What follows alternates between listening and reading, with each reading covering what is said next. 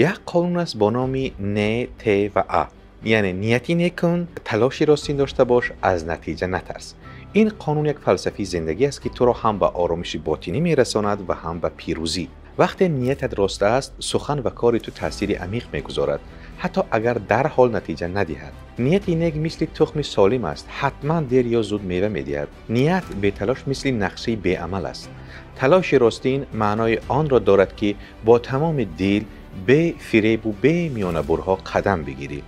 وقتی تمام قوت را میگذاری، حتی اگر کامل نبرایی، هیچ پشیمان نمیماند و ترس از ناکامی بسیاری ها را از آغاز باز می‌دارد. اگر نیتت نیک و تلاشت راست باشد، نتیجه هرچی باشد تو غالبی، زیرا در روح خود پیروزی به دست آورده ای. یعنی عزیزان، کسی که از نتیجه نمی هراسد، آزادانه حرکت می کند و امکانات های نو را جلب می نماید. با مرکز خیرات بمانید تا بهترین ها را بشنوید.